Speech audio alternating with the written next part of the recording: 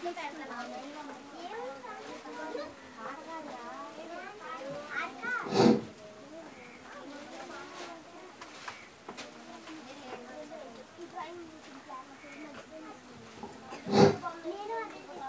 ప్రార్థన చేసుకుని బైబిల్ ప్రారంభించుకుందాం. ప్రియ పరలోకమందున మా తండ్రి, ఈ ఉదయకాల సమయమందు నువ్వు ఇచ్చిన గర్భఫలాలకి నీ యొక్క వాక్యాన్ని వివరిస్తుండగా మంచి జ్ఞానాన్ని నాకు ఇవ్వండి. నేను గ్రహించుకునే మనసు కూడా వారికి దయచేయమని క్రీస్తునామని ప్రార్థన అడిగి పెట్టుకుంటున్నాం పరమ తండ్రి. పిల్లలందరూ మీ అందరికీ ఎరేజర్ ఇచ్చాను, ప్యాడ్లు కూడా ఇచ్చాను, తినడానికి వెన్న బిస్కెట్లు కూడా ఇచ్చాను. కానీ ట్యూషన్ వాళ్ళ చెల్లి ప్రతి వారం రావట్లేదు కదా, ఈ వారం రాకపోవడం వల్ల వాళ్ళిద్దరికి తగ్గినాయి. మీ ఇద్దరికి ట్యూషన్లో ఇస్తా సాయంకాలం. మళ్ళీ వాళ్ళ చెల్లి కూడా లేట్గా వచ్చింది, ఇంకా రాదేమోనని నేను తినేసాను. అన్న విషయం చెప్తున్నాను కదా. మీ ముగ్గురికి పీటర్ కూడా, మీ నలుగురికి నేను రేపు మరి ట్యూషన్కి వస్తారు ఇస్తారా, అందరికి ఫ్యాట్లు వచ్చేసాయి. అందుకని మీకు నచ్చిందే తెచ్చుకున్నారు, వెళ్ళి మళ్ళీ కావాలన్నా మార్చుకోండి వెళ్ళి. ఓకేనా? అందరికి ఎరేజర్ వచ్చింది.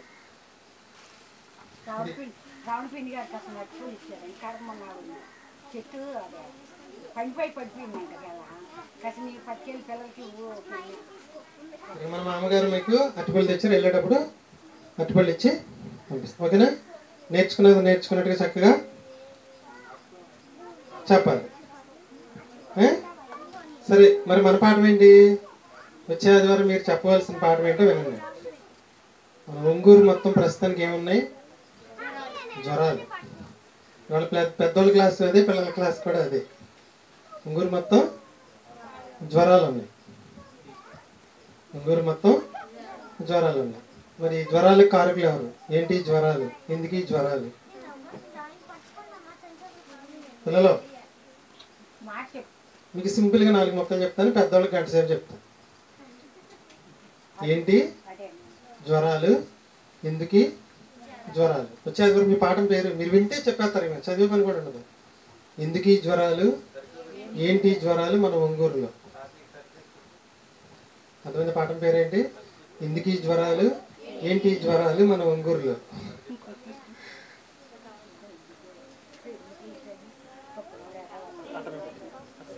మంచిదే, ఇప్పుడే ఎన్ని ఉంటాయి? ఇంకా ఉంటాయా?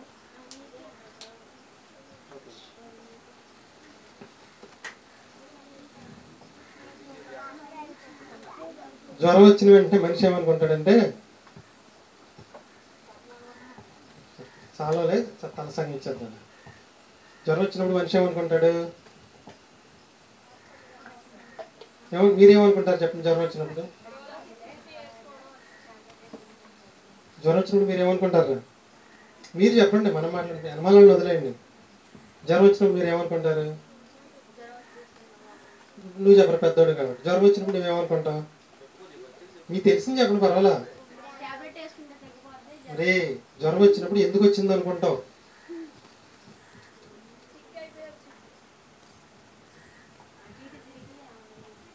జ్వరం వచ్చినప్పుడు ఎందుకు వచ్చిందని అనుకుంటారు? అసలు ఏమనుకోరంటే నేను చెప్పేస్తా. సాత్విక నువ్వు చెప్పు, జ్వరం వచ్చినప్పుడు ఏమనుకుంటావు నువ్వు? పెద్దోళ్ళు ఏమనుకున్నారు తెలుసా? చచ్చిపోతే బాగుండు అనుకున్నారు. ఆ నొప్పులకి తెలుసా మీకు? ఈ నొప్పులు మేము భరించలేము, చచ్చిపోతే బాగుండు అనుకున్నారు. మీరేమనుకున్నారు చెప్పండి? జ్వరం వచ్చినప్పుడు నీకు వచ్చింది కదా, 6th క్లాస్. నువ్వు చెప్పు, నువ్వేమనుకున్నావు జ్వరం వచ్చినప్పుడు?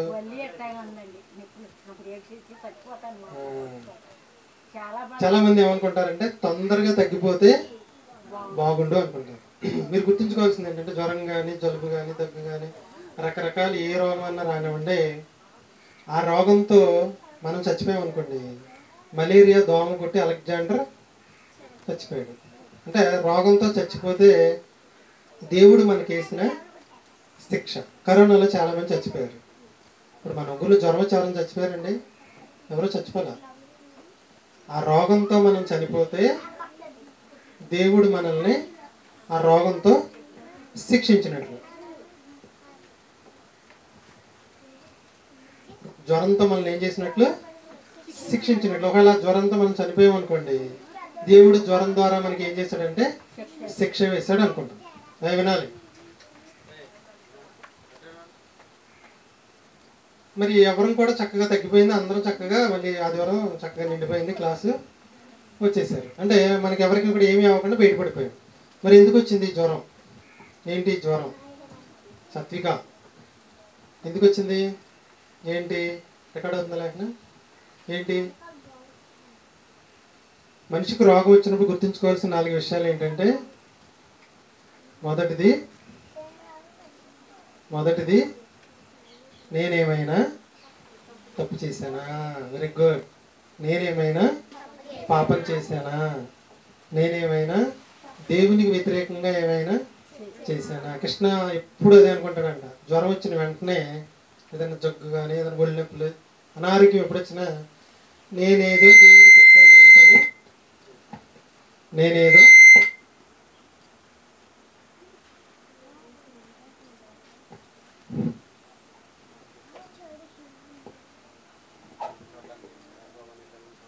నేనేదో దేవునికి ఇష్టం లేని పని చేశాను, నేనేదో దేవుడికి నచ్చని పాపం ఏదో చేశాను అని ఏదో ఒక టాబ్లెట్లు వేసుకుని దేవుడికి ప్రార్థన చేసుకుని తండ్రి ఆ తప్పు నేను మళ్ళీ చేయకుండా చేయమంటాడు, తగ్గిపోద్దంట.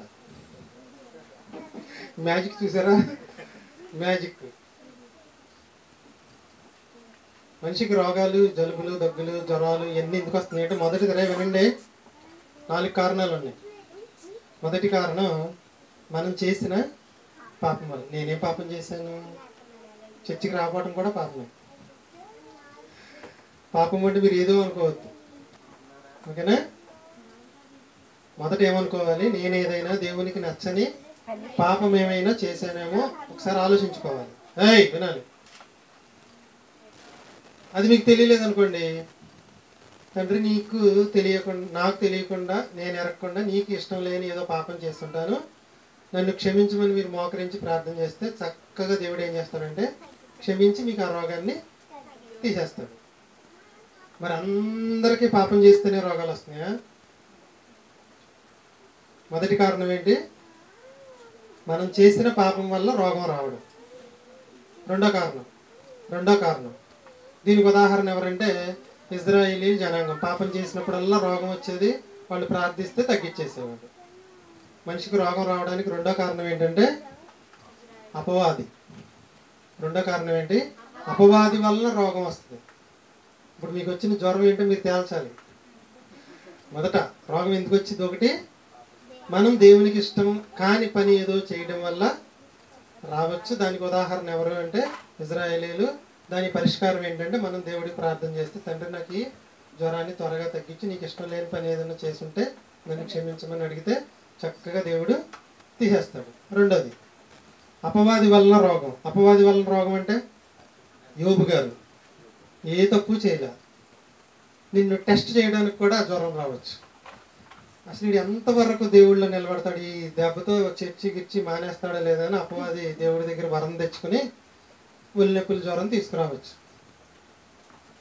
జ్వరం రావడానికి రెండో కారణం ఏంటి? అపవాది.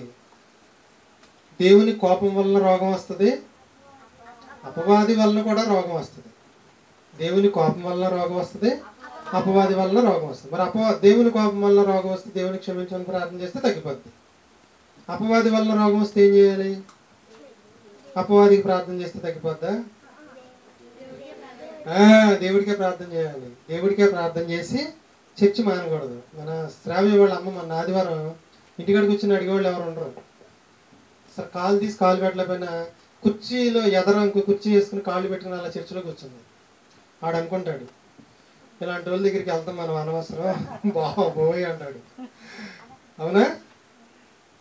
ఏం చేయాలి? సాతాను తంత్రం మీకు చెప్పమన్నా 2 పనులు చేస్తాడు. ఆదాము అవ్వల్ని ఏం చేస్తాడు? సాతాను తంత్రం దేవుడే ఏదేని నుంచి గెంటేయాలి. ఈడేం లాక్కరాడు, చేత్తో పట్టుకుని ఏం బయటికి తీసుకురాడు. దేవుని చల్లటి ఆహ్లాదకరమైన వాతావరణం ఉన్న మనిషిని తీసుకొచ్చి ఎక్కడ పడేయాలి? దేవునికి బయటికి దేవుడే గెంటేయాలి. రెండోది, ప్రతి చల్లపూట దేవుడితో మాట్లాడే ఆదాము అవ్వలో అప్పటి నుంచి ఏం చేయకూడదంటే ఇక దేవుడితో సంబంధాన్ని కట్ చేస్తాడు. దేవుని కాపుదల మొత్తాన్ని ఏం చేస్తాడంటే తీసేస్తాడు. ఇప్పుడు ఏదైనా మన లాంటిది ఏంటంటే మనం చర్చే అని అంటారు కాదంటారు. మూడోది, మొదటి కారణం ఏంటి? మనకు రోగం రావడానికి మొదటి కారణం మీరు వింటే వచ్చేది చదవక్కర్లేదు, అసలు సొంతంగా చెప్పేటి నేను అలవాటు చేసుకోండి. మనిషికి రోగం రావడానికి ప్రధానంగా 4 కారణాలు. మొదటి కారణము, పాపం వలన రోగం వస్తుంది. ఆ రోగాన్ని దేవుడికి ప్రార్థన చేస్తే తగ్గుతుంది. అపవాది వలన రోగం వస్తుంది. అపవాది వలన ఎందుకు రోగం వస్తుందంటే మనల్ని టెస్ట్ చేయడానికి వాడు దేవుడి దగ్గర పర్మిషన్ తీసుకొస్తాడు.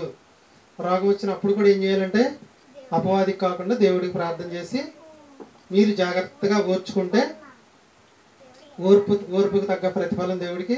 యోబు గారికి ఎంత నష్టపోయాడు అంతకు మించి ఇచ్చాడు. మీకు కూడా అంతకు మించి ఆరోగ్యాన్ని ఆయుష్ని కూడా దేవుడు ఇస్తాడు. ఆ టైంలో ఏం దేవుడు రా బాబు అన్నామంటే అయిపోయినట్టు.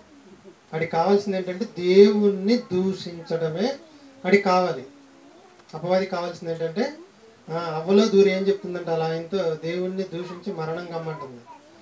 దేవుణ్ణి దూషించామా మనం ఓడిపోయినట్లే యోబు గారి సందర్భంలో. మూడోది పిల్లలు, మూడోది దేవుని వలన రోగం. అదేంటి దేవుని వలన రోగం? కాదు కాదు కాదు కాదు కొంతమంది పిల్లలు పుట్టుకతోనే కళ్ళు లేకుండా కాళ్ళు లేకుండా అవయవ లోపంతో, కొంతమంది బ్రెయిన్లో కొంచెం ముందే కడుపులో ఉండగానే లోపంతో దేవుడు తయారు చేసేటప్పుడే లోపంతో తయారు చేసి బయటికి పంపిస్తాడు. ఇది ఎవరి వల్ల వచ్చిన రోగం? కొంతమంది కంటి చూపు ఉండదు పిల్లలకి, కొంతమందికి కాళ్ళు రెండు ఉండవు, కొంతమందికి చేతులు ఉండవు, కొంతమందికి మాట రాదు, కొంతమందికి వినపడదు. ఇవన్నీ మీకు ఎక్కడ కనపడతాయి అంటే మోగ, చెవిటి, కుంటి అన్నీ కలిపిన ఒక స్కూల్ ఉంటుంది ఏలూరులో. అక్కడికి వెళ్తే వాళ్ళందరూ మోగ భాషలో మాట్లాడుకుంటారు. వాళ్ళ భాష వాళ్ళకి అర్థమైంది. 3 ఫ్రెండ్స్, ఒకటి కళ్ళు కనపడదు, రెండో వాడికి కాళ్ళు లేవు, మూడో వాడికి వినపడదు. 3 కలిసి ప్రయాణం చేస్తాడు. కళ్ళు ఉన్నవాడు దారి చూపిస్తాడు, వినపడేవాడు వాళ్ళు టచ్ చేసి ఇలా ఇలా అని చెప్తాడు. 3 కలిసి ప్రయాణం చేస్తారు. మరి వీళ్ళు ఏ పాపం చేశారు? వాళ్ళు ఏ పాపం చేయలే. దానికి కారణం ఏంటంటే దేవుని వలన రోగం అది. ఎందుకంటే మనకు అన్ని అవయవాలు ఉన్నాయి కదా, కనీసం వాడిని చూసైనా దేవుడు గుర్తుకొస్తాడని. అయ్యో ఒక కాలు 2 కళ్ళు లేని మనిషిని చూసి నీకేం గుర్తుకు రావాలి? దేవుడు నాకు అన్ని అవయవాలు ఇచ్చాడు, నేను ఎంత అదృష్టవంతుణ్ణి అని నువ్వు గుర్తెరగడానికి అవతల మనిషి కాళ్ళు లేకుండా కళ్ళు లేకుండా చేస్తుంటే నీకు అన్నీ ఇచ్చాడు. అప్పుడు దేవుడు మనం థ్యాంక్స్ చెప్తామని. మూడో రోగం, దానికి ప్రార్థన చేసిన పోదిక. 2 కళ్ళు లేకుండా పుట్టాడు పిల్లాడు, ప్రార్థన చేస్తే పోద్దా? పోదు. మనందరం జాగ్రత్తగా బ్రతకడానికి. మొదటి రోగం చెప్పండి. రోగం రావడం మొదటి కారణం మన పాపం వలన రోగం, అపవాది వలన రోగం. మూడవది దేవుని వలన రోగం. దేవుని వలన రోగానికి ఉదాహరణ పుట్టుకతో అంగవైకల్యంతో పుట్టేవాళ్ళు. అపవాది వలన రోగం వచ్చినప్పుడు చాలా జాగ్రత్తగా ఉండాలి. పాపం వల్ల రోగం వచ్చినా అపవాది వల్ల రోగం వచ్చినా ఏం చేయాలంటే దేవుడికి చక్కగా ప్రార్థన చేసుకోవాలి. నాలుగోది ఇంకేమున్నాయి? ఆహారపు అలవాట్ల వల్ల రోగం వస్తుంది. ఇప్పుడు మనకు వచ్చిన జ్వరం ఈ 4 ఏదో మీరు తేల్చుకోవాలి. మీ అమ్మ మీ నాన్న తేల్చి చెప్పాలి మీకు. 4వ రోగం దేనివల్ల వస్తుంది? ఆహారపు అలవాట్ల వల్ల. అంటే ఏది పడితే అది తినడం వల్ల వచ్చే రోగం. నాకు తెలిసి 90% 4వదే అనుకుంటున్నాను నేను. ఎందుకంటే మీ మీద అపవాది టెస్ట్ చేయవలసిన పని లేదు. చిన్నపిల్లలు కాబట్టి మీరు పాపం చేసిన లెక్కలోకి రాదు. మీకు ఏ అవయవ లోపం లేదు కాబట్టి 3వది కాదు. 4వది ఏంటి? ఎక్కువగా మీకు వానాకాలానికి ఎండాకాలానికి మధ్యలో ఏం కావాలి? మిడతా తీయండి అమ్మ, కాలుతో తోసేయమ్మా. ఏం లేదు, గాజు పురుగు అమ్మా. 4వది ఆహారపు అలవాట్ల వల్ల. ఆహారపు అలవాట్ల అంటే జంక్ ఫుడ్ వల్ల రోగం వస్తుంది. వేసవి కాలంలో మీరు ఏం చేస్తారంటే ఈ ఎండలో పడి మీ ఇష్టం వచ్చినట్టు తిరుగుతారు, అవునా కదా? వేసవికాలం ఎండలో తిరగొద్దు, ఇంట్లో ఉండమంటే ఉంటారా? వేసవి కాలంలో మీరు చేసిన తప్పే మీకు వాన పడిన వెంటనే మీకు వచ్చే జ్వరం. తప్పు ఎప్పుడు చేశారు? వేసవి కాలంలో తగు జాగ్రత్తలు తీసుకోకుండా మీ ఇష్టానుసారంగా ప్రయాణాలని అదని ఇదని ఏది పడుతుంది మీ ఇష్టం వచ్చినట్టుగా చేస్తారు. వాన పడిన తర్వాత అవన్నీ. ఇప్పుడు వర్షాకాలంలో ఫ్రిడ్జ్లో నీళ్లు, డ్రింకులు, ఐస్ క్రీమ్లు మీ ఇష్టం వచ్చినట్టుగా తినేస్తారు. వేసవికాలంలో వేసవికాలం ఏం అందం. వదిలే వేడిగా ఉందిలో కానీ అనుకుంటుంది. వర్షాకాలం రాగానే అవన్నీ బయటపడతాయి. అవన్నీ బయటపడడం వల్ల మీకు ఏమొస్తుందంటే జ్వరం వస్తుంది. ఇప్పుడు చెప్పండి, మీకు ఈ జ్వరం దేనికి వచ్చిందంటారు? Very good. సరైన ఆహారపు అలవాట్లు లేకపోవడం వల్ల మీకు జ్వరం అనేది వచ్చింది. మరి పెద్దవాళ్ళకి ఎందుకు వచ్చిందో నేను వాళ్ళ క్లాసులో అలా చెప్తాను. ఓకేనా? మనిషికి రోగం రావడానికి నేను చెప్తున్నాను ఏంటంటే, ప్రపంచ జ్ఞానులందరూ ఎక్కడికి వచ్చి ఆగిపోయారు, అక్కడ మనం స్టార్ట్ చేసి పాఠం చెప్తాం. మన గ్రామంలోకి వెళ్ళి చర్చలు జరుగుతున్నాయి, దేవాలయాలు జరుగుతున్నాయి, ఏమంటే మన ఊళ్ళో ఈ జ్వరాలు ఏంటి, ఈ రోగాలు ఏంటి, కొంచెం మాకు చెప్పండి అంటే ఏ పాస్టర్ గారి దగ్గరికి నేను అడగండి, ఈ 4 కారణాలు ఎవరు చెప్పరు మీకు. నా దేవుని కోపం వలన నా ఆరోగ్యము నన్ను విడిచిపోయానని దావీదు గారు కీర్తనలో చెప్తారు. అది చూపిస్తారు అంతే. ఏం చూపిస్తారు? దావీదు కీర్తనలో ఏం చెప్పాడంటే, నీ కోపం వలన నా ఆరోగ్యము నన్ను విడిచిపోయాను, నువ్వేదో పాపం చేసావయ్యా, దేవుడు నీకు శిక్షగా ఈ జ్వరాన్ని ఇచ్చాడని చెప్తాడు. మరి అక్కడితో ముగించేసుకుంటే మిగిలిన 3 పోతాయి. అలా అటువంటిప్పుడు పుట్టుకతో లోపంతో పుట్టిన బిడ్డ కూడా ఏదో పాపం చేశాడు కాబట్టి అడ్డుపట్టాడు. ఎప్పుడు చేశాడు అంటే క్రితం జన్మలో చేశాడు అంటాడు. అంతేగా, మరి క్రితం జన్మలో చేయాలి, కడుపులో చేయడం కుదరదు కదా. ఏంటి జ్వరాలు? ఎందుకు జ్వరాలు? 4 కారణాలు. మొదటి కారణం, మనము దేవునికి ఇష్టం లేని ఏదో పని చేసాం, దానికి ప్రార్థిస్తే ప్లస్ దాన్ని విడిచిపెట్టేయాలి. రెండోది, సాతాను నిన్ను చర్చికి రాకుండా చేయడానికి వేసే ఎత్తుగడ. మీకు రోజు తెలుసా, ఇక్కడ మా సత్యగాడు ఆదివారం రోజున ఒళ్ళంతా 102 డిగ్రీలతో కాలిపోతుంది. అక్కడే పడేసి మేము ప్రార్థన కానిచేస్తున్నాం. గుర్తుందా మీకు? గుర్తులేదా? ఒక ఆదివారం రోజు ఆడు మలమలం ఆడిపోతానే ఉన్నాడు. మేమిద్దరం చర్చికి వచ్చేసాం, అని పొడుకోబెట్టేసాం. అక్కడ మా పని అంతా మేము కానిచ్చేసుకున్నాం. తర్వాత హాస్పిటల్ తీసుకెళ్ళి వదిలేయండి. అంటే దేవుని సమయాన్ని దేవునికి ఇచ్చేయాలి. అంటే మా నమ్మకం ఏంటంటే, మనం దేవుడి దగ్గరికి వెళ్తే మన పని దేవుడే చేస్తాడు. మూడోది, అంగవైకల్యంతో పుట్టడం. దేవుని వల్ల వచ్చే రోగం. కానీ ఇక్కడ కూర్చున్న మీలో ఎవరికి కూడా అటువంటి అనారోగ్యం లేదు. కాబట్టి మనం అందరం దేవుడికి థ్యాంక్స్ చెప్పొద్దు. చిన్న జ్వరానికి పెద్దగా భయపడవలసిన పని లేదు. ఎందుకంటారు, జలుబుకి ట్యాబ్లెట్ వేసుకుంటే 7 రోజుల్లో తగ్గిద్ది, వేసుకోకపోతే వారం రోజుల్లో తగ్గిద్ది. 2 ఒకటి అంతే. ఇప్పుడు మీకు జ్వరం వచ్చిన వెంటనే మనిషి భయపడిపోయి పేరెంట్స్ ఏం చేస్తారంటే, అర్జెంటుగా బ్లడ్ టెస్ట్ చేసి ఇదేంటో తేల్చేసేయాలని బ్లడ్ టెస్ట్ దగ్గరికి వెళ్తారు. దానికి చిన్న లాజిక్ చెప్పనా మీకు? నాకు స్వీట్ బాగా ఇష్టం, మానేసి 4 సంవత్సరాలు అవుతుంది. బాగా ఇష్టం. కృష్ణకి నాకు ఇద్దరికి ఇష్టమని ఏం చేస్తామంటే, కళాకండ దగ్గర మనిషికి 1 కేజీ ఈజీగా తినేస్తాం. కళాకండ ఎంత ఉంటుంది అంతే, రేటు కూడా అలాగే ఉంటుంది. కృష్ణ నేను రాత్రి చెరొక 1/2 కేజీ తినేస్తాను. రైస్ తినలా, 1/2 కేజీ తిన్నాం. ఇద్దరం డాక్టర్ గారి దగ్గరికి బ్లడ్ టెస్ట్ చేయించుకున్నాం. అంటే మీకు షుగర్ వ్యాధి వచ్చేసిందని నేను చెప్తాను డాక్టర్. అదేంటి? Very good. రాత్రి స్వీట్ తిని ఉదయం నువ్వు వెళ్ళి బ్లడ్ టెస్ట్ చేయించుకుంటే షుగర్ వ్యాధి ఉందని ఆ రోజు నుంచి మీ ఇద్దరు షుగర్ టాబ్లెట్లు వాడాలి. అలాగే జ్వరంతో ఉన్న మనిషిని హాస్పిటల్కి తీసుకెళ్ళి బ్లడ్ టెస్ట్ చేపిస్తే వెంటనే మీకు చూపించేది అంటే, లైట్గా టైఫాయిడ్ టచ్ అయిందండి అంటారు. ఇది మెడికల్ మాయాజాలం అంటారు దీన్ని. డోలో 650 ఇంకొక 3 రోజులు వేసుకుంటే తగ్గిపోద్ది. దానికి టైఫాయిడ్ ఇంజక్షన్లు మొత్తం, ఉదాహరణకి లైట్గా టచ్ అయినప్పుడు లైట్గా ఇస్తే సరిపోద్దా, ముందు కోర్స్ చేసేసి. ఇక ఆ దెబ్బతో మనిషి 15 రోజులు కోలుకోవడం కష్టం. మా కోటేశ్వరికి ఏమైనా సరే బ్లడ్ టెస్ట్ చేయించాల్సిందే అన్నాడు. ఏమైనా సరే మేము చేయించామని నేను ఇంటికి వచ్చేసాను. లేకపోతే టైఫాయిడ్ చూస్తూ మొత్తం వాడికి ఎక్కించాల్సింది. ఎక్కిస్తే ఇంకా నీరసం అయిపోతాడు మనిషి. మెడికల్ మాయా జాలం. బ్లడ్ టెస్ట్కి 700, డోస్కి అంతా మీకు తెలుసు. పిచ్చుక మీద బ్రహ్మాస్త్రం అంటారు చూసారా, అలా అయిపోద్ది అనమాట. ఇక ఆ దెబ్బతో మనిషి నీరసం కోలుకోవడం 4 రోజులు పడుతుంది. నాలుగోది ఆహారపు అలవాట్ల వలన వచ్చే రోగాలు.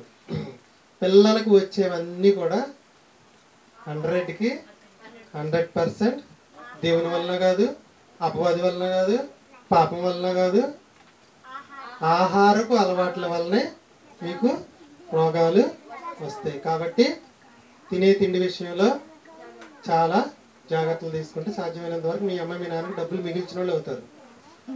లేదంటే ఖర్చు మీద ఖర్చు, ఆ డబ్బులు ఉంచుకుంటే 2 జతల బట్టలు కొనుక్కోవచ్చు. ఓకేనా? జ్వరం రావటం తప్ప.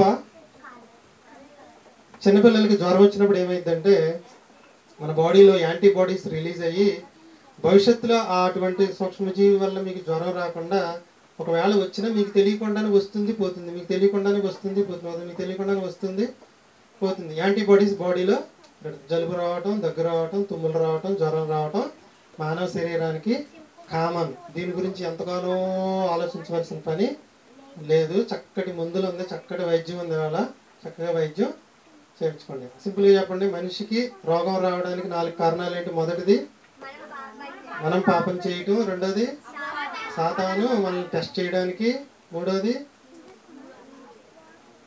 దేవుని వలన రోగం అంటే అంగవైకల్యం, నాలుగోది ఆహారపు అలవాట్ల వలన రోగం. ఇప్పుడు మనకు వచ్చే రోగం ఈ 4 ఏంటనేది మనమే తేల్చుకోవాలి. ఇది ఈ వారం పాట. నేను మీకు సోమవారం రాసి ఇస్తాను, తల్లి సోమవారం ఇస్తాను.